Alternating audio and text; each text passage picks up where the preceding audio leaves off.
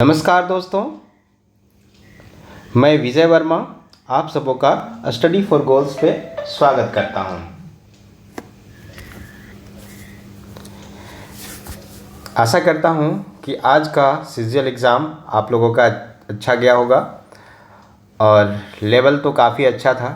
बाकी क्वेश्चंस, बाकी जो मैथमेटिक्स के अलावे जो भी सेक्शन थे उसमें प्रश्न एवरेज थे, बट मैथमेटिक्स का क्वेश्चन जो है वो अच्छे लेवल का है। मतलब बोला जाए तो ये सेंट्रल सीजीएल लेवल का क्वेश्चन था। तो इसमें अगर आप 10 क्वेश्चन भी कर लिए हैं तो एवरेज 10 क्वेश्चन ही लोग कर पाएंगे, क्योंकि काफ़ी कैलकुलेटिव क्वेश्चंस भी था। ठीक है, टाइम टेकिंग कैलकुलेटिव बनने के तो सारे बन जाएंगे, लेकिन है कि कैलकुलेटिव टाइप का क्वेश्चंस बहुत ज़्यादा दिया गया था और कुछ क्वेश्चंस ऐसे हैं जिसमें दिमाग लगाना था। ठीक है दोस्तों, चलिए आगे बढ़ते हैं। आज हम लोग मैथमेटिक्स में जो क्वेश्चंस पूछे गए थे 21 सितंबर के एग्ज़ाम में, उसको देखते हैं। उसके आंसर क्या होंगे उसके बारे में जानते हैं और उसका जो सरल सॉल्यूशन होगा, मतलब सिंपल सॉल्यूशन जो होगा उसको देखते हैं। चलिए आगे बढ़ते हैं। ये मेरे बारे में कुछ डिटेल तो शुरू करते हैं पहला क्वेश्चन से। ठीक है, पहला क्वेश्चन है कि एक ट्रेन सामान्य रूप से 60 किलोमीटर प्रति घंटा की गति से एक निश्चित दूरी तय करती है। हालांकि यदि यह प्रत्येक घंटे एक निश्चित समय अंतराल के लिए रुकती तो इसकी औसत गति 50 किलोमीटर प्रति घंटा तक कम हो जाती। मतलब उसकी औसत गति कितनी हो जाती? 50 किलोमीटर प्रति घंटा। ठीक है, तो क्वेश्चन ये पूछा गया है कि प्रत्येक घंटे के लिए ट्रेन कितने समय के लिए रुकती है। ठीक है, अगर एवरेज स्पीड जो है 60 किलोमीटर प्रति घंटा से 50 किलोमीटर प्रति घंटा हो गया है तो वो प्रत्येक घंटे कितने समय के लिए रुकती है, इसके बारे में पूछा गया है। तो इस तरह का क्वेश्चन को सॉल्व करने के सबसे आसान तरीका क्या है कि जो तेज़ चल रही है ट्रेन, जो मतलब कि जो एवरेज स्पीड है, जो फास्ट माने कि तेज़, fast minus slow divided by fast into 60, ये करने से आंसर आ जाएगा। मतलब फास्ट जो मतलब कि सामान्य रूप से तेज़ चल रही जो है, पहला जो स्पीड है 60 किलोमीटर प्रति घंटा है, तो 60 माइनस 50 बटे 60 गुना 60 है ना, तो यह आ जाएगा 10 बटे 60 गुना 60, यानी कि ये हर घंटे 10 मिनट के लिए रुकती है, ताकि इसका एवरेज स्पीड जो है वो 50 किलोमीटर प्रति घंटा है ना। इसके लिए क्या करना है आपको, जो तेज़ चल रहा है, जो एवरेज स्पीड जो तेज़ है और जो धीरे है ना, वो दोनों को घटाना है और उसको तेज़ वाले से भाग दे देना है। ठीक है, और 60 से इसलिए गुना किए हैं ताकि जो ये घंटा में आंसर आ रहा है वो मिनट में कन्वर्ट हो जाए। ठीक है, ये जो इतना दूर का जो हम लोग कैलकुलेशन किए हैं ये आवर में आएगा, घंटा में आएगा, तो घंटा को मिनट में कन्वर्ट करने के लिए हम लोग यहाँ 60 से मल्टीप्लाई किए, तो इसका आंसर क्या हो जाएगा 10 मिनट। मतलब हर घंटे वो 10 मिनट के लिए रुकती है। ठीक है, चलिए आगे बढ़ते हैं, अगला क्वेश्चन को देखते हैं। अगला क्वेश्चन बहुत ही अच्छा क्वेश्चन है। इस क्वेश्चन को करने के लिए आपको थोड़ा सा रीजनिंग एबिलिटी को डेवलप करना पड़ेगा। ठीक है, सोचने की शक्ति को ज़्यादा सोचना पड़ेगा। तो इस तरह के क्वेश्चंस अगर आपको एग्ज़ाम में मिलते हैं तो इसको स्किप करके लास्ट अगर आपके पास समय बचता है तब इस तरह के क्वेश्चंस पे जाएं, नहीं तो ये काफ़ी टाइम टेकिंग है। ठीक है, अगर आप इससे संबंधित कॉन्सेप्ट को जानते हैं तो बहुत अच्छी बात है, आप इसको आसानी से कर सकते हैं। क्वेश्चन को पढ़ते हैं हम लोग, समझते हैं, है ना। क्वेश्चन को समझना बहुत ज़रूरी है। तो एक खुदरा विक्रेता के पास n पत्थर है। ठीक है, n नंबर ऑफ पत्थर है उसके पास। इन पत्थरों को संतुलन के दोनों ओर रखते हुए, मतलब एक अगर तराजू है ना, तो तराजू में दोनों ओर रखते हुए, ठीक है, तराजू में संतुलन के दोनों ओर रखते हुए वह 1 किलो से 121 किलो तक की सभी मात्राओं को माप सकता है। ठीक है, तो यहाँ पे केवल हम लोग को पूर्णांक लेना है। तो n का न्यूनतम मान क्या होगा, n का जो है वो न्यूनतम मान क्या होगा। ठीक है, तो देखो यहाँ पे क्या करना है हम लोग को कि दोनों ओर हम लोग को वजन को रख के, पत्थर का मान लीजिए कि एक केजी का पत्थर है, एक 3 केजी का पत्थर है, तो दोनों साइड रख के हमको पत्थर और जो सामान हम लोग जिसका वजन कर रहे हैं दोनों का बैलेंस करते हुए सारे 1 से लेके 121 केजी के पूरा माप हम लोग कर सकते हैं। हाँ, तो जब भी दोनों साइड सामान रखने की बात हो ना, तो वहाँ पे हम लोग 3 पे पावर n लेते हैं, ठीक है। जब भी दोनों साइड वजन रखने की बात हो, तो वहाँ पे हम लोग दोनों साइड, तो इसके लिए शॉर्ट ट्रिक क्या है कि अगर 3 पे power n greater than equal to 121 ऐसे करके हम लोग लिख सकते हैं, ठीक है। तो 3 पे पावर कितने क्या क्या रख सकते हैं हम लोग, तो अगर 3 पे पावर 4 रखते हैं तो 81 होगा जो 121 से छोटा है। 3 पे पावर 5 रखते हैं तो ये 121 से बड़ा या फिर इसके बराबर आना चाहिए। तो n का 5 वैल्यू पॉसिबल है, ठीक है, n का 5 वैल्यू पॉसिबल है, इसका आंसर 5 हो जाएगा। लेकिन हम इसको करके दिखाते हैं। देखो n का 5 वैल्यू पॉसिबल है और n क्या होना चाहिए, इंटीजर होना चाहिए। तो n का वैल्यू जो है वो 0 हो सकता है, 1 हो सकता है, 2 हो सकता है, 3 हो सकता है और 4 हो सकता है। ये 5 वैल्यू पॉसिबल है। अगर हम लोग n का वैल्यू 0 रखते हैं तो ये 3 पे पावर 0 1, ठीक है। अगर n का वैल्यू हम लोग 1 रखते हैं तो ये 3 आया, n का वैल्यू 2 रखते हैं तो ये 9 आया, n का वैल्यू अगर हम लोग 3 रखते हैं तो ये 27 आया, n का वैल्यू अगर 4 रखते हैं तो ये 81 आएगा, ठीक है। तो ये 4 टाइप के पत्थर हम लोग को ज़रूरत होगा। ये चारों वजन मतलब 1 kg का पत्थर, 3 kg का पत्थर, 9 kg का पत्थर, 27 kg का, 81 kg से इसको यूज़ करके हम लोग 1 से लेके 121 किलो का किसी भी मात्रा को हम लोग वजन कर सकते हैं। अच्छा, मान लिया जाए कि हम लोग को 5 kg वजन करना है, 5 kg वजन करना है, तो हम लोग क्या करेंगे कि एक साइड इधर हम लोग 9 kg का बटखरा चढ़ा देंगे, ठीक है, और एक 3 kg और 1 kg का बटखरा इधर चढ़ा देंगे, तो 4 kg हो गया। और 5 kg हम लोग जो है वो सामान का मतलब जो भी सामान का वजन करना है उसको हम लोग वजन कर सकते हैं। तो इस तरह करके इस क्वेश्चन को सोचना था, लेकिन इतना सोचने के लिए इतना टाइम की ज़रूरत है, ठीक है ना, इतना सोचने के लिए इतना टाइम की ज़रूरत है। इसलिए इस क्वेश्चन को अगर पहले नहीं फंसना है इसमें, अगर आपको लास्ट में समय बचता है तब इस तरह के क्वेश्चन में फंसना है। तो आशा करता हूँ कि ये क्वेश्चन आप लोग को समझ में आया होगा, और अगर नहीं समझ में आया तो इसका हम सेपरेट वीडियो एक बता देंगे इस तरह के क्वेश्चंस को करने के लिए, ठीक है। इसका अलग वीडियो एक बना के हम अपने चैनल पे अपलोड कर देंगे, ठीक है। अगला क्वेश्चन तो बस थोड़ा सा ध्यान देने से ही हो जाता। देखिए 3 to the power 33 to the power 3 और 3 टू द पावर 33 ये इससे बहुत ज़्यादा बड़ा होगा। ये ना, ये जो है ये बड़ा होगा, ठीक है, और यहाँ भी ये बड़ा होगा। तो ये भी गलत है, ये भी गलत है, इसलिए इसका आंसर क्या होगा, ना तो 1 ना ही 2। यहाँ सत्य कथन पूछे गए हैं, कौन से कथन सत्य हैं, ठीक है। अब इस क्वेश्चन को हम लोग सॉल्व करते हैं।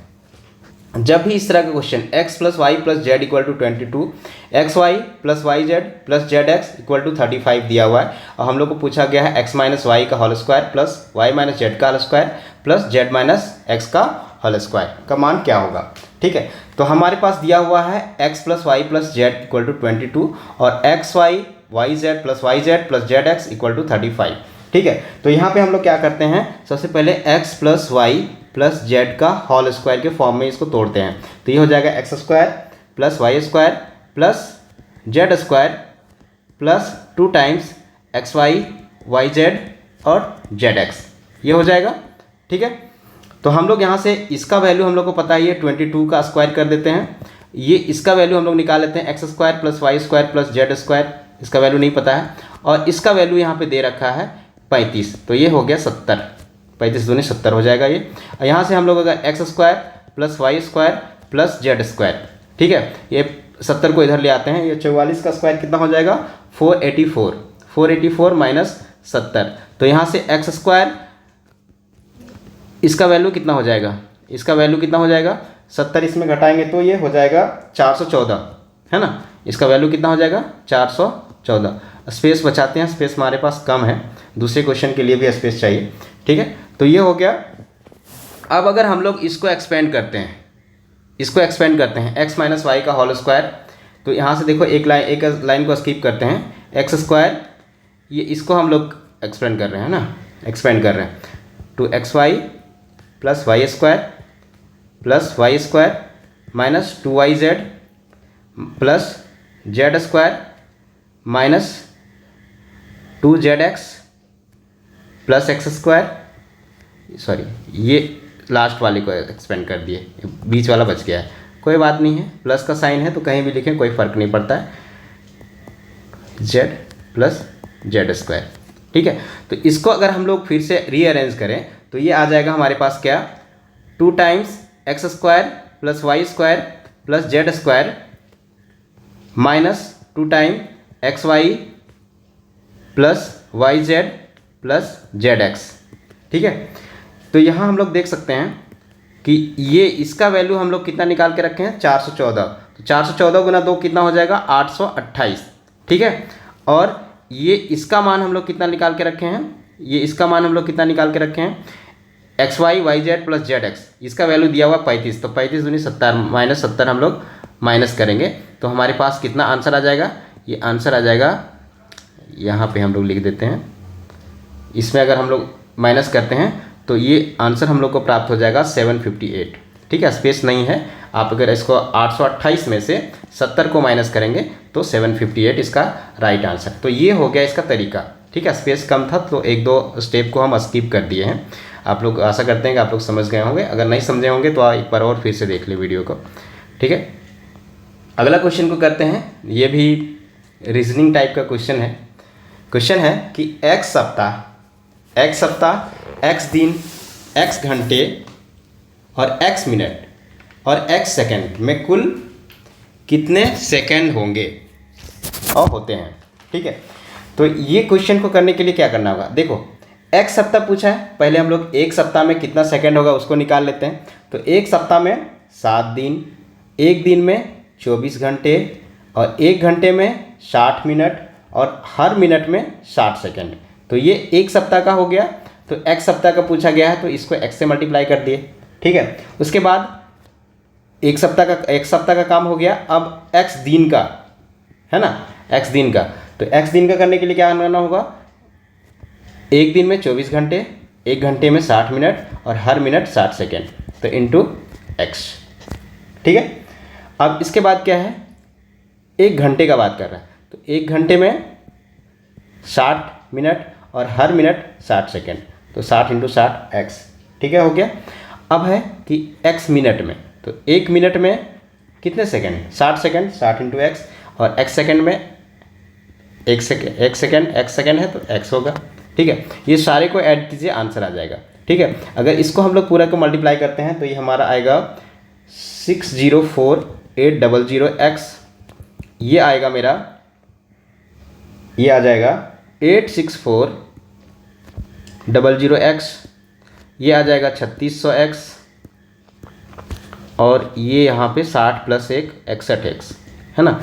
ये सबको अगर जोड़ते हैं तो हमारे पास आ जाएगा 694861x। ठीक है, तो ये हमारा आंसर हो जाएगा, डी ऑप्शन इसका राइट ऑप्शन होगा। ठीक है, चलिए आगे बढ़ते हैं, अगला क्वेश्चन को करते हैं। एवरेज से क्वेश्चन है, बहुत अच्छा क्वेश्चन है। एक बल्लेबाज की 12 पारियों की रनों की एक निश्चित औसत है। ठीक है, 13वीं पारी में वह 96 रन बनाता है, जिससे उसका औसत 5 रन बढ़ जाता है। तो 13वीं पारी के बाद उसका औसत क्या होगा। ठीक है, 13वीं पारी के बाद उसका औसत क्या होगा। तो देखो, एवरेज इक्वल टू क्या होता है, एवरेज इक्वल टू क्या होता है, सम बटे नंबर, मतलब योग बटे जितना भी हम लोग फ्रैक्शनों की संख्या है ना लेते हैं वो होती है। तो एवरेज मान लीजिए कि एवरेज मेरा x है और सम s है, और कितने पारियों के लिए हम लोग एवरेज निकाल रहे हैं, 12 पारियों के, तो यहाँ 12। तो यहाँ से अगर हम लोग देखें तो सम इक्वल टू हम लोग 12x लिख सकते हैं, है ना, ये इसको लिख सकते हैं। अब क्या बोलता है कि एवरेज 5 से बढ़ जाता है, पहले एवरेज कितना था x, तो अब कितना हो गया x + 5, एवरेज 5 से बढ़ गया। जब वो सम कितना से बढ़ जाएगा, सम जितना था उसमें 96 जोड़ देते हैं। अब पारी बढ़ गया, पहले 12 था अब 13 पारी हो गया। ठीक है ना। अब देखो यहाँ पे s के जगह पे हम लोग क्या करते हैं, s के जगह पे क्या करते हैं, इसको एकदम ट्रेडिशनल मेथड से बता दे रहे हैं, 12x + 96 बटे 13। इसको आप सॉल्व करते हैं हम लोग, तो सॉल्व करते हैं तो ये कितना आ जाएगा,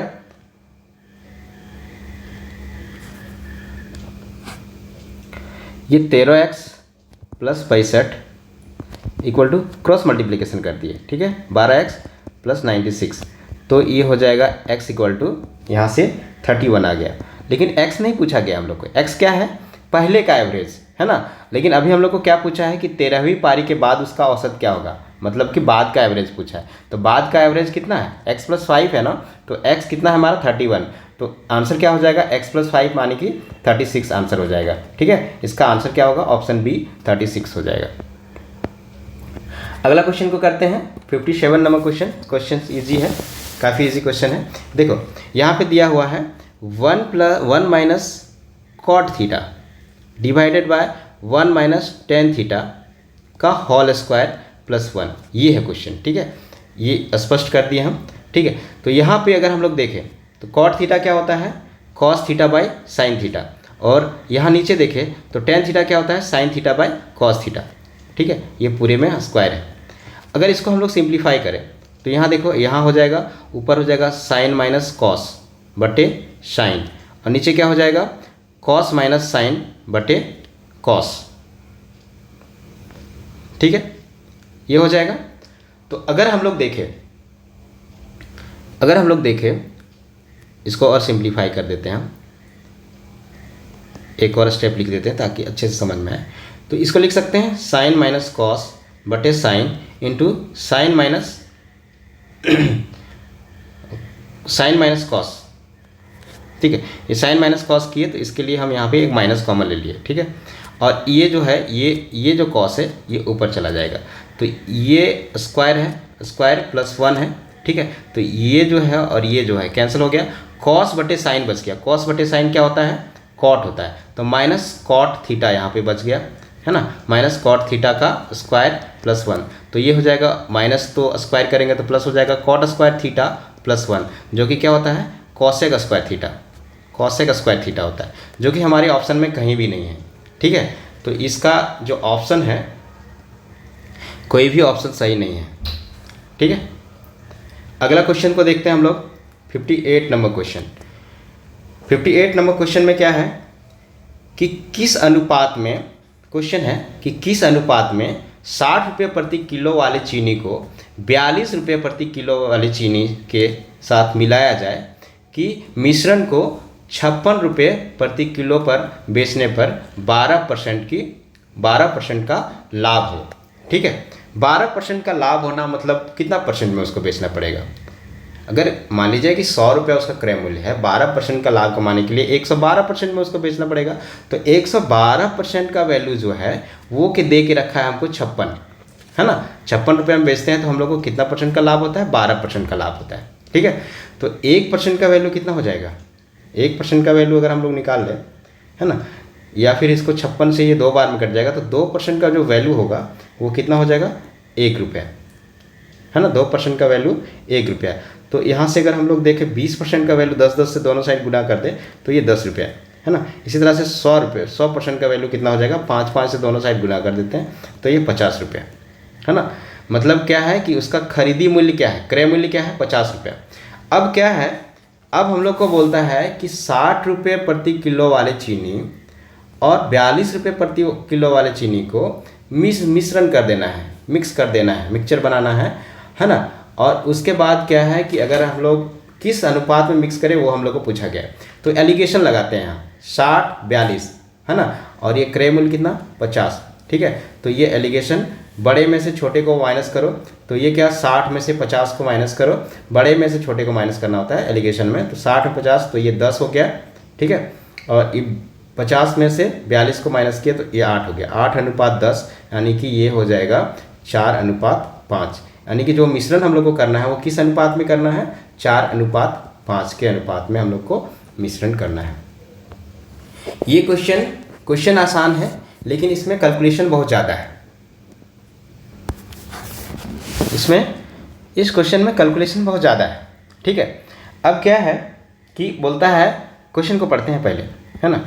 अन्ना ने अपनी कार बन्ना को 20% के लाभ पर बेची, बन्ना ने चन्ना को 10% के लाभ पर बेची, चन्ना ने इसे मन्ना को 9.09% हानि पर बेचा, और मन्ना ने खरीद मूल्य का 10% खर्च करके, ठीक है, इसे अन्ना को फिर से 8.33% के लाभ पर बेचा। तो अन्ना को नुकसान क्या होगा ये हम लोग को बताना है, ठीक है, ये पूछा गया है, ठीक है। तो अन्ना बनना चन्ना, है ना, हम लोग को ये बनाना है क्वेश्चन। तो ये अन्ना, मान लीजिए कि अन्ना उसको 100 रुपये में खरीदा, ठीक है, अन्ना के लिए खरीदा, तो वो बन्ना को कितने में बेचेगा, 20% लाभ पे, 20% प्रॉफिट पे, ठीक है, 20% प्रॉफिट पे, तो कितना में बेचेगा, 120 में, ठीक है। अब वो चन्ना है ना, चन्ना को फिर से वो कितने प्रतिशत, 10% प्रॉफिट पे बेचता है। तो 120 का 10% कितना हो जाएगा, 12, यानी कि 132 रुपया में चन्ना खरीदता है, ठीक है। 132 रुपया में चन्ना खरीद लिया। अब चन्ना क्या करता है, मन्ना को 9.09% लॉस में बेचता है। तो 9.09% का फ्रैक्शन वैल्यू आप लोगों को पता है क्या, 9.09% इसका फ्रैक्शन वैल्यू होता है 1/11, है ना। तो 11 का 9.09% 1 होता है, ठीक है। तो अगर लॉस में बेच रहा है तो 11 में अगर वो खरीदा है तो 1 रुपया लॉस में 10 में बेच रहा है, तो 132 गुना 10/11, समझ में आया ना। 10/11 क्यों बोले, क्योंकि ये 9.09% जो है उसका फ्रैक्शन वैल्यू कितना होता है, 1/9, है ना, 1/11, ठीक है। तो अगर वो 11 में खरीदा है तो 10 में 9.09% का लॉस में, अगर इससे काटते हैं तो 11 एकम 11, 11 दूनी 22, ये 120 रुपया में। ये किसको बेचता है, मन्ना, फिर से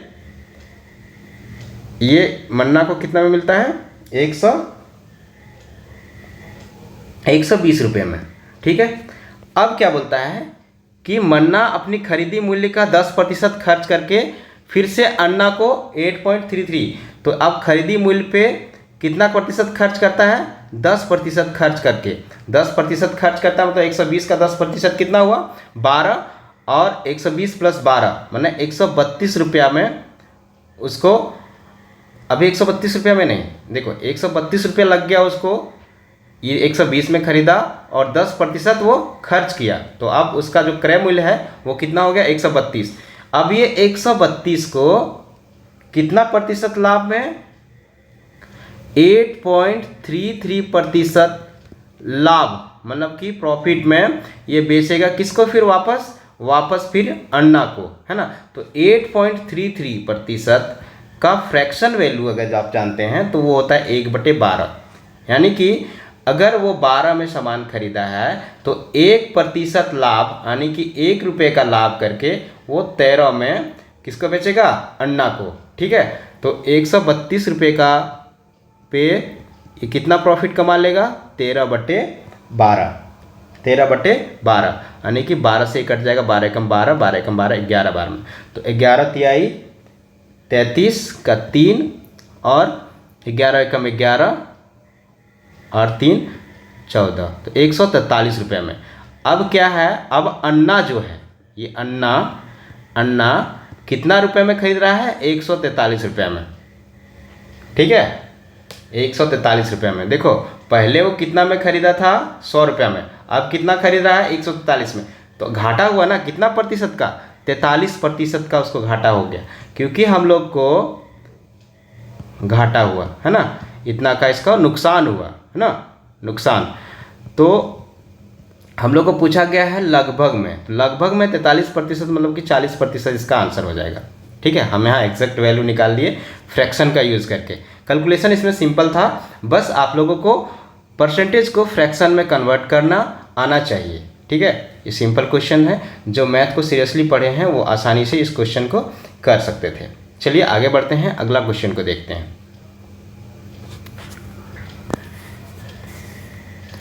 अगला क्वेश्चन है कि एक ठोस लकड़ी के घन से अधिकतम आयतन का एक लंबवृत्तीय बेलन काटा जाता है। बची हुई सामग्री मूल घन के आयतन का कितना प्रतिशत है निकटतम पूर्णांक के लिए, ठीक है। अब निकटतम पूर्णांक के लिए कितना प्रतिशत है ये हम लोगों को बताना है, ठीक है, कितना प्रतिशत है लगभग में बताना है, ठीक है। तो इस क्वेश्चन को आप पहले डायग्राम से समझिए कि बोलना क्या चाह रहा है। अगर मान लिया जाए कि एक घन है, ठीक है, घन बनाने का कोशिश करते हैं। एक ये घन है, ये घन है एक, ठीक है, एक ये घन है। तो इसमें जो है कलर चेंज कर लेते हैं। मैक्सिमम कितना बड़ा लंबवृत्तीय बेलन को काटा जा सकता है। तो इसका जो बेस होगा, ये जो है इसका बेस का जो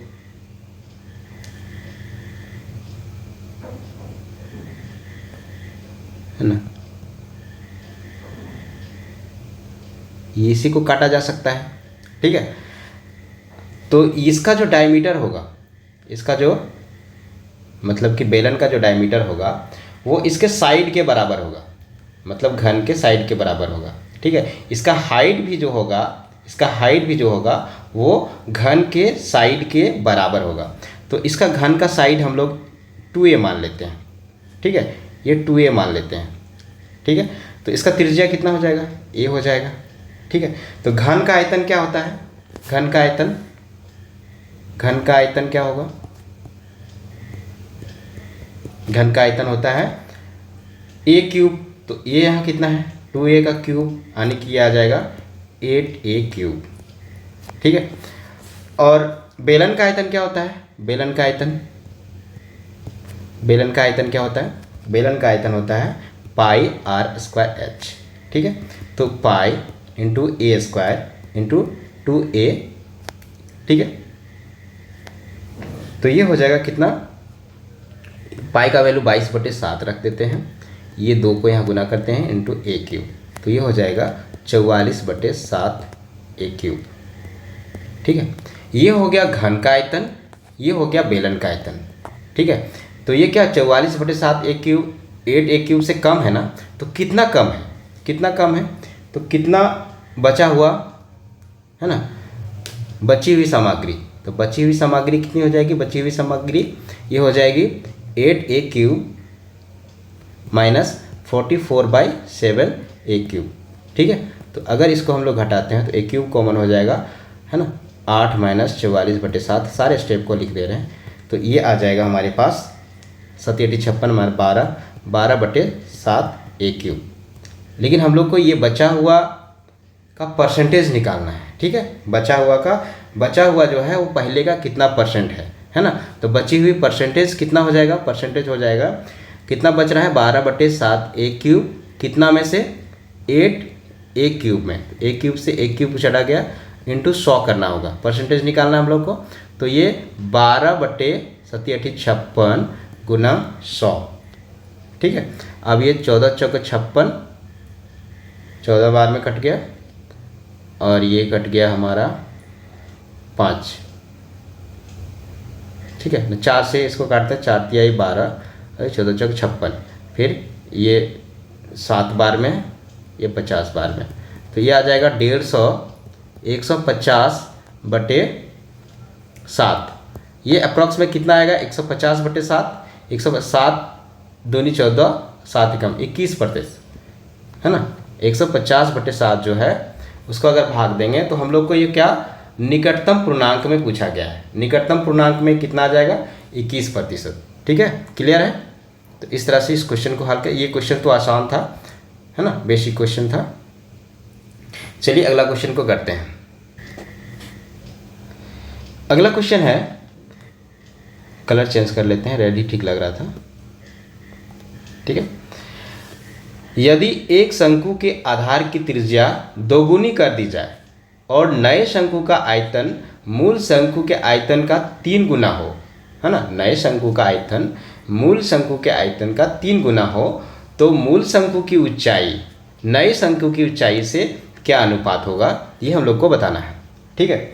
तो मान लीजिए एक शंकु का आयतन क्या होता है, शंकु का आयतन होता है 1/3 पाई r स्क्वायर h। मान लीजिए कि पहला शंकु है जिसका हाइट h1 है, और दूसरा शंकु है 1/3 पाई दूसरा शंकु का त्रिज्या को क्या करना है, 2 गुनी कर दिए, तो यहाँ पे हम लोग को क्या करना होगा, इसको 2r का स्क्वायर कर देना होगा इंटू H2।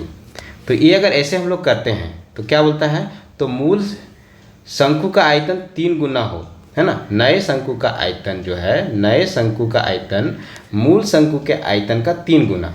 तो इधर हम लोग मूल शंकु ये है तो ये 3 गुना कर दिए, 3 से 3 कट गया, ठीक है।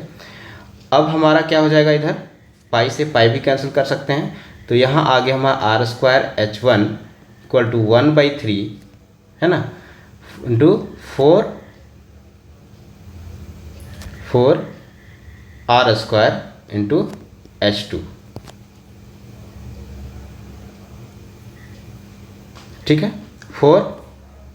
तो ये हो जाएगा, ये r² से r² कैंसिल हो जाएगा और H1/H2 जो आ जाएगा, H1/H2 जो आ जाएगा वो कितना आ जाएगा, ये आ जाएगा 4:3, 4:3। तो इसका राइट आंसर क्या हो जाएगा, 4/3, यानी कि 4:3, 4:3।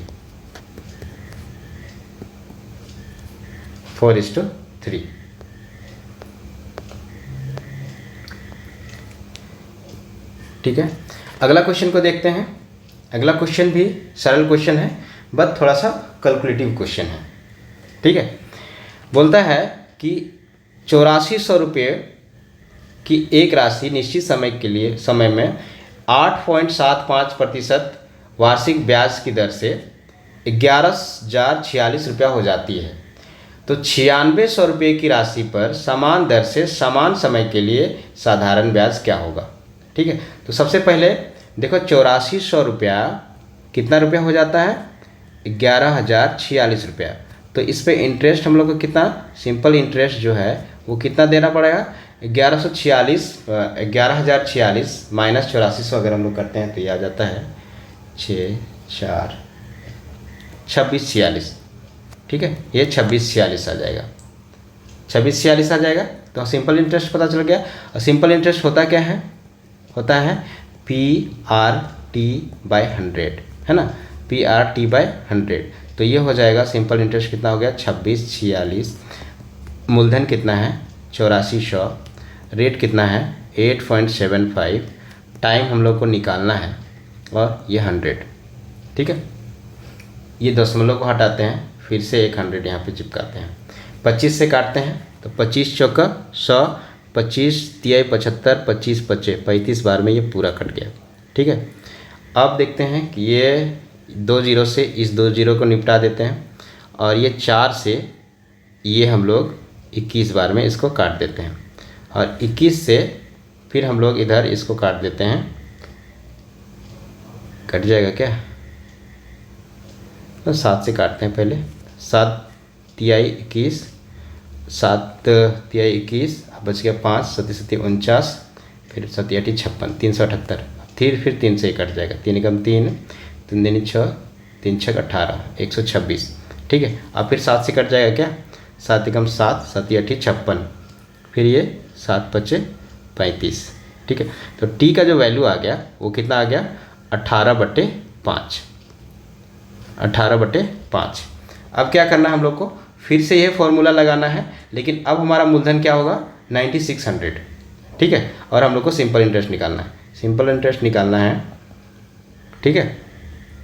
ये हो गया हमारा 9600, रेट हमारा सेम रहेगा 8.75% और टाइम हमारा रहेगा 18/5, ठीक है। यहाँ 100 और 100, ये 2 दशमलव हटाने का, तो फिर से वही प्रोसेस, 0 से 0 काट दिए, फिर ये 35 बार में कट जाएगा, फिर 25 चौक 100, फिर 4 से ये 24 बार में कट जाएगा, ठीक है। और 5 से ये 7 बार में कट जाएगा।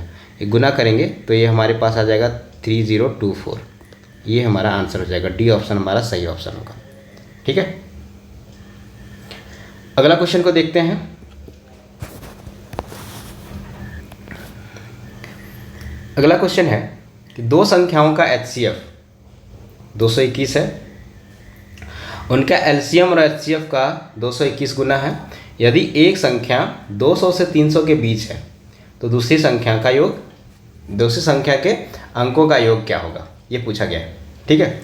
तो HCF दिया हुआ है हमारे पास कितना 21, और एलसीएम कितना दिया हुआ है, एलसीएम दिया हुआ है HCF का 221 गुना 21, ठीक है, 221 गुना 21, ये 21 लिखे हैं, राइटिंग खराब है थोड़ा, ठीक है। अब हम लोग जानते हैं कि जब भी HCF दिया हुआ हो और दो संख्या हम लोग को मानना हो तो वो HCF का गुणनफल होता है। मान लीजिए पहली संख्या, दो संख्या क्या क्या मानेंगे, 21A या 21B, है ना। मतलब जो भी संख्याएं होगी वो HCF के गुणनखंड में होगी, ठीक है। 21X 21Y मान सकते हैं, 21P 21Q कुछ भी मान सकते हैं। तो ये पहली संख्या होगी, ये दूसरी संख्या होगी।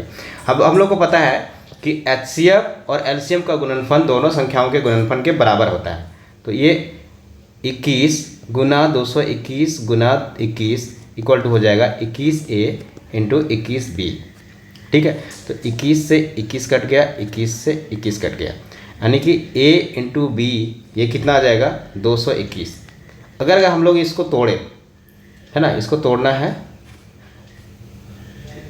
दो विषम संख्याओं में, मतलब कि दो अभाज्य संख्याओं में, अभाज्य गुणनखंड में इसको तोड़ना है, तो ये हो जाएगा 13 गुना 17।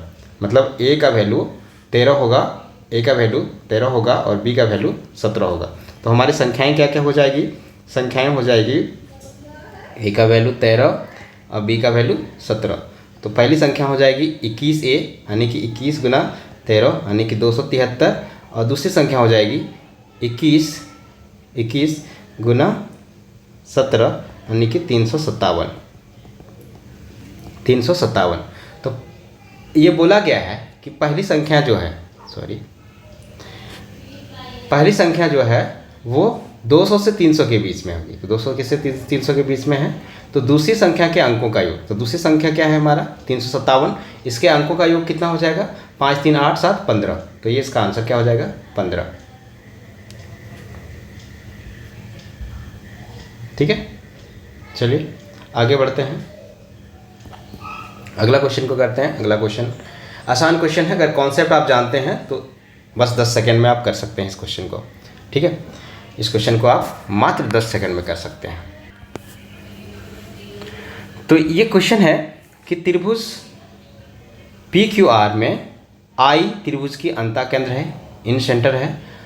यदि QIR 107 डिग्री है, QIR 107 डिग्री है, तो एंगल P का माप क्या करना है। देखिए पहले डायग्राम बनाते हैं इसका, ठीक है। आप लोगों को पता होगा कि ये इन सेंटर क्या होता है। मान लीजिए कि ये ट्रायंगल है, ठीक है, PQR, P है, Q है, R है, ठीक है। तो इन सेंटर क्या होता है कि एंगल बाइसेक्टर जहाँ पे मिलते हैं, ये इसका एंगल बाइसेक्टर है, Q का एंगल बाइसेक्टर, और ये हो गया एंगल R का एंगल बाइसेक्टर, तो ये I होता है, ठीक है। तो ये एंगल हम लोग को दिया हुआ है 107 डिग्री, ठीक है। तो यहाँ पे फॉर्मूला होता है, फॉर्मूला पता होना बहुत ज़रूरी है। Angle I equal to 90 plus P/2, ठीक है, एंगल P/2। तो एंगल I हम लोग को दिया हुआ है 107 डिग्री, ये 90 प्लस एंगल P/2, 90 ये हो जाएगा 17 degree equal to angle P/2। तो एंगल P कितना हो जाएगा हमारा 34 डिग्री। इतना ही करना था। अगर आप कॉन्सेप्ट को जानते हैं तो देखते ही इस क्वेश्चन को सॉल्व कर सकते थे, ठीक है। चलिए आगे बढ़ते हैं। ये भी कॉन्सेप्चुअल क्वेश्चन है, इसका भी कॉन्सेप्ट है। ये SSC CGL से सारे क्वेश्चन उठाए गए हैं, है ना। SSC CGL का अगर प्रीवियस ईयर आप करके गए होंगे तो ये क्वेश्चन आसानी से आप कर लिए होंगे, ठीक है। तो यहाँ पे क्या है कि एक वृत्त है, ठीक है, एक वृत्त बनाने की कोशिश करते हैं हम लोग।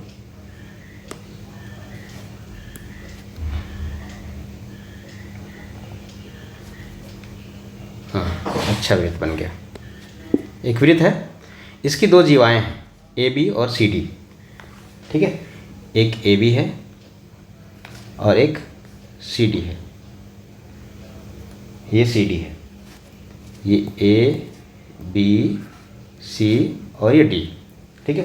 दोनों जीवाओं को बढ़ाया जाता है, दोनों जीवाओं को बढ़ाया जाता है और ये कहीं पे P पे जाके मिलती है, ठीक है, P पे जाके मिलती है। अब दिया हुआ क्या है, P भी दिया हुआ है 6.3, ये दिया हुआ है 6.3, ये PC दिया हुआ है 5.6, ये दिया हुआ है A भी दिया हुआ है 7.7, और हम लोग को सी डी निकालना है ना, सी डी की लंबाई हम लोग को निकालना है। तो हम लोग को पता है क्या होता है ये पी ए इसके लिए कॉन्सेप्ट होता है P A into P B equal होगा किसका, P D into P C का, P D into P C का, ठीक है। और पी ए क्या हो जाएगा, यहाँ पे पी ए क्या हो जाएगा, पी ए हो जाएगा A B plus P B, A B plus P B, और ये पी बी ही रहेगा, अभी वैल्यू नहीं पुट कर रहे हैं हम लोग। और ये पी डी क्या हो जाएगा, पी डी हो जाएगा C D plus P C, ठीक है, इंटू पी सी, ठीक है। अब सबका वैल्यू हम लोग पुट कर देते हैं जो जो हम लोग को पता है। ये ए बी कितना है 7.7 प्लस 6.3, ये कितना है पी बी है फिर से 6.3 है, और ये सी डी हम लोग को निकालना है, पी सी कितना दिया हुआ है 5.6, और ये पी सी फिर से कितना है 5.6।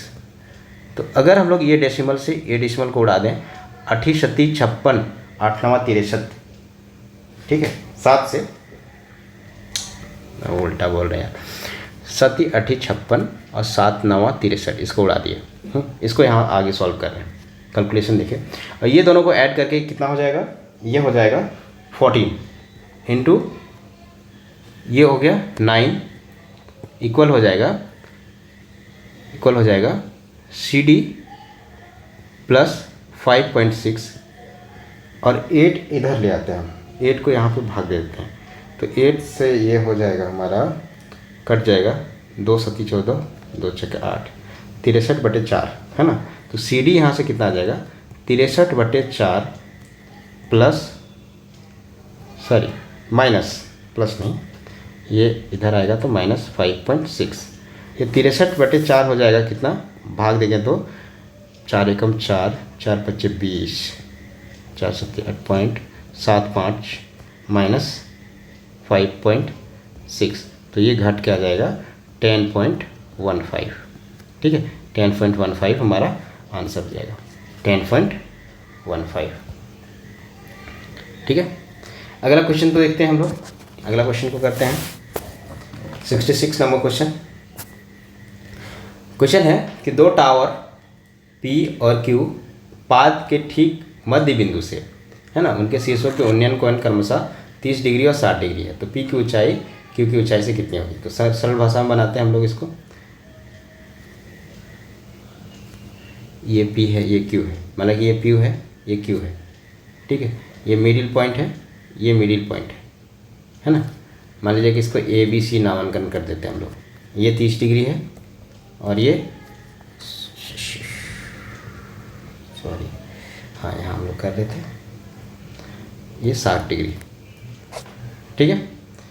अब देखो अगर हम लोग पी ए बी में बात करें तो 10-30 डिग्री इक्वल टू कितना हो जाएगा, 10-30 डिग्री इक्वल टू क्या हो जाएगा, P A by A B, है ना, लंब बटे आधार, है ना। तो ये कितना होता है 1/√3 equal to P A bye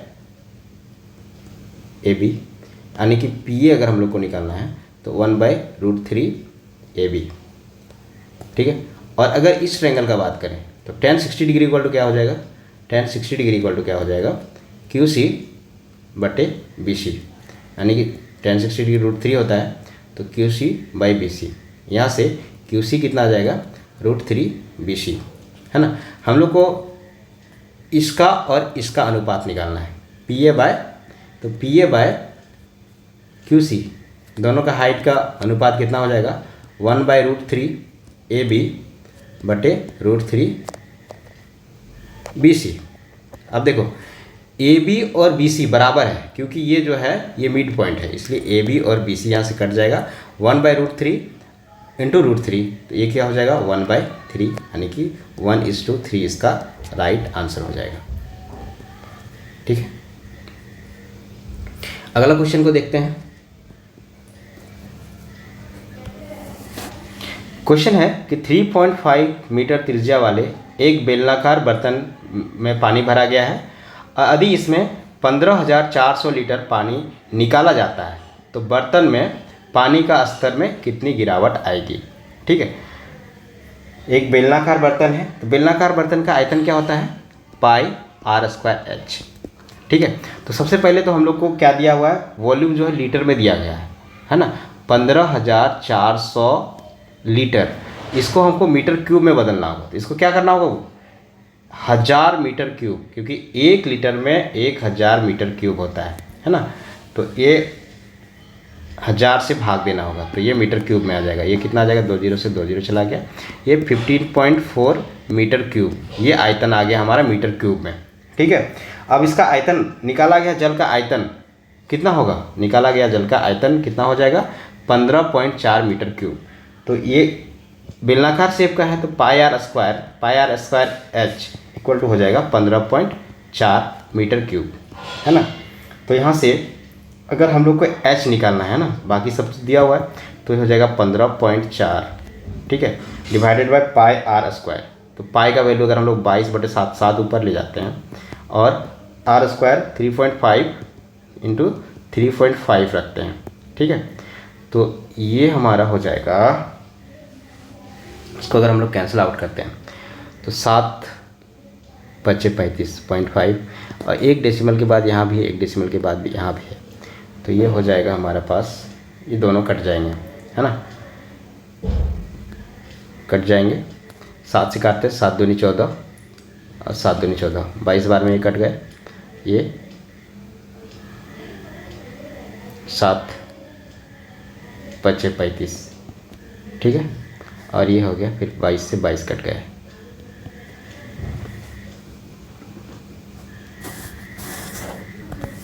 ठीक है, तो ये कितना आ गया, यहाँ पे h का वैल्यू कितना आ गया, 1 डिवाइडेड बाय 5 × 25, एक अंक के बाद डेसिमल यानी कि 2.5, ये 10 अगर हम लोग डेसिमल हटा दें तो 10/25 यानी कि 0.4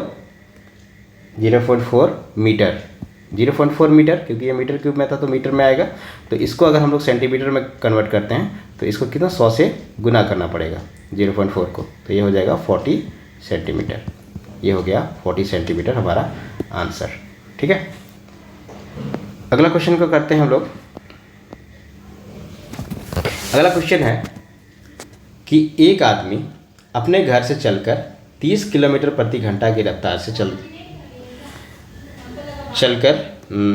10 मिनट की देरी से अपने ऑफिस पहुंचता है, और 24 किलोमीटर प्रति घंटा की रफ्तार से चलकर 18 किलोमीटर की देरी से अपना ऑफिस पहुंचता है। तो उसके घर से उसके ऑफिस की दूरी कितनी होगी। ठीक है, क्वेश्चन ये है कि अगर 30 किलोमीटर प्रति घंटा की स्पीड से चलता है, ठीक है, तो 10 मिनट की लेट हो जाती है, 10 मिनट लेट हो जाता है।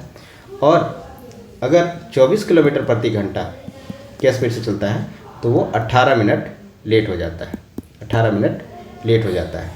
तो यहाँ पे डिस्टेंस निकालने का क्या फॉर्मूला होता है, डिस्टेंस निकालने के लिए S1 × S2 divided by S1 - S2 × T। ठीक है, तो यहाँ पे S1 और S2 क्या है, स्पीड है। ठीक है, तो 30 × 24 बटे 30 - 24 यानी कि 6, और डिफरेंस कितना, पहले 10 मिनट लेट हो रहा था, अभी 18 मिनट, तो 8 का डिफरेंस है, मिनट में है। अगर इसको घंटा में चेंज करना है तो हम लोग को 60 से भाग देना पड़ेगा। ठीक है, तो ये 6 से 30 से ये 2 बार में कट गया, 6 से ये 4 बार में, और 2 से ये 4 बार में, तो ये 4 चौक 16, कितना 16 किलोमीटर, दूरी कितना हो जाएगा 16 किलोमीटर, ये इसका आंसर हो जाएगा। ठीक है, अगला क्वेश्चन को देखते हैं। अच्छा क्वेश्चन है, सीजीएल लेवल का क्वेश्चन है। एक समूह के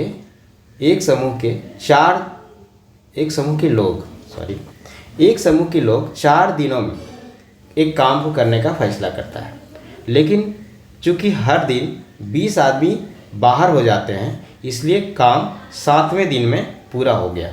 शुरुआत में कितने आदमी थे। ठीक है, क्वेश्चन क्लियर है। एक समूह के लोग 4 दिनों में एक काम करने का फैसला करते हैं, चूँकि हर दिन 20 आदमी बाहर हो जाते हैं, इसलिए काम 7वें दिन पूरा होता है। तो शुरुआत में कितने आदमी थे। मान लीजिए कि शुरुआत में कितने आदमी थे, m आदमी थे, है ना। आदमी की संख्या कितना है, आदमी जो है वो शुरुआत में कितने आदमी, m आदमी थे, ठीक है। तो टोटल वर्क यानी कि कुल काम कितना हो जाएगा, टोटल वर्क जो है वो 4m हो जाएगा। टोटल वर्क कितना हो जाएगा, 4m, ठीक है। 4 दिन में काम को कंप्लीट करने का ठाना था वो सब, ठीक है। तो 4m। अब देखो क्या हुआ कि पहला दिन m आदमी है, दूसरा दिन 20 आदमी घट गया, m-20 हो गया। फिर अगले दिन 20 आदमी घट गया, तो m-40 हो गया। फिर इस तरह से 7 दिन तक काम चला और ये कंप्लीट करना दिन में 4m टोटल वर्क था, कंप्लीट करना था 7वें दिन, 7 दिन तक चलेगा। मतलब यहाँ पे टोटल नंबर ऑफ टर्म कितना हो जाएगा, 7 हो जाएगा, ठीक है। टोटल नंबर ऑफ टर्म कितना हो जाएगा, 7 हो जाएगा। तो ये AP का सम, अर्थमेटिक प्रोग्रेशन का सम का फॉर्मूला हम लोग को यहाँ लगाना होगा। तो ये टोटल n/2, n कितना हो जाएगा 7 दिन में, n/2 प्लस, अब देखो यहाँ पे 2a होता है ना, तो a के जगह पे कितना है, m है, तो ये 2m होगा प्लस n-1 इंटू डी। तो n-1 कितना हो जाएगा, n-1 हो जाएगा n-1 माने कि 6, है ना, n और d कितना होगा, कॉमन डिफरेंस, हर दिन 20 कम हो रहा -20, तो ये बराबर कितने होना चाहिए, 4m के। इसको सॉल्व करते हैं तो ये हो जाएगा हमारा 7/2 2m - 120 इक्वल टू 4m, ठीक है। यहाँ से अगर हम लोग m सॉल्व करके निकालते हैं, m को सॉल्व करके निकालते हैं तो वो 140 आएगा।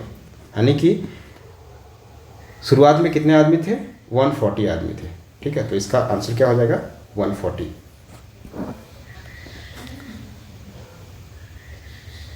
अगला क्वेश्चन को करते हैं। अच्छा क्वेश्चन है, ये भी कैलकुलेटिव क्वेश्चन है, क्वेश्चन में कुछ है नहीं बट कैलकुलेटिव क्वेश्चन है, ठीक है। क्वेश्चन क्या है कि हर दिन एक आम विक्रेता अपना आधा स्टॉक बेचता है, 10% स्टॉक रात भर में खराब हो जाता है। यदि 1983 आम 3 रातों में सड़ गए तो उसने पहले दिन कितने से शुरुआत की, ठीक है। पहले दिन उसके पास कितना आम था ये हम लोग को बताना है। क्वेश्चन क्या है कि हर दिन वह आधा स्टॉक बेच देता है और हर रात में उसका 10% सड़ जाता है और 3 रात के बाद उसके पास 1983 आम सड़ जाते हैं। यदि 1983 आम 3 रातों में सड़ जाते हैं तो बताना है कि शुरुआत में उसके पास कितने आम थे, ठीक है।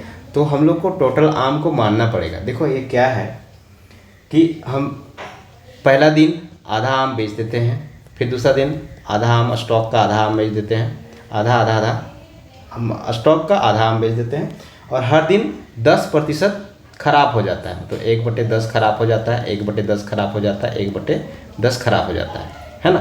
तो हम लोग को कुछ ऐसा इंटीजर मानना होगा जो कि जिससे हम लोग का इजीली आंसर आ जाए। तो हम लोग इंटीजर मान लीजिए कि पहला दिन उसके पास 2 आम था, 2 आम वो पहला दिन बेचा, फिर ये 2 आम बेचा, 2 और फिर वो 10 सड़ा, 10 ये इतना हम मान लिया कि ये माना इतना आम उसको शुरुआत में था, माना ये आम इतना आम उसके पास शुरुआत में था, ठीक है।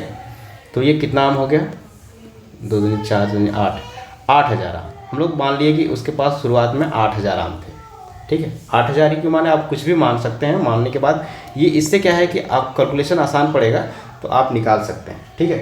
तो मान लीजिए कि हमारे शुरू में उसके पास कितने आम थे, 8000 आम। तो पहला दिन वो कितना बेच दिया, 8000 का आधा 4000 बेच दिया, 4000 बेच दिया, ठीक है। और जितना बेचा 4000 बेचा तो उसके पास अब टोटल 8000 आम था, तो अब कितना बच गया 4000, और 4000 का 10% सड़ गया, 10% सड़ गया, यानी कि 4000 का 10% अगर सड़ गया तो 10/100 यानी कि 400 आम, है ना, 400 आम सड़ गया, ये सड़ गया, खराब हो गया, है ना। अब दूसरा दिन का अगर हम लोग देखें तो दूसरा दिन उसके पास कितना आम बच गया, 400 अगर सड़ गया तो कितना बेचने के लिए 3600 है ना। तो 3600 का आधा 1800, 3600 आम उसके पास रह गया और उसका आधा बेचेगा, 1800 बेचेगा, है ना, और 1800 बेचेगा तो ये बेचेगा, तो 1800 बचेगा, तो 1800 का फिर 10%, यानी कि 1800 का 10% कितना हो जाएगा, 180। 180 आम फिर ये सड़ जाएगा।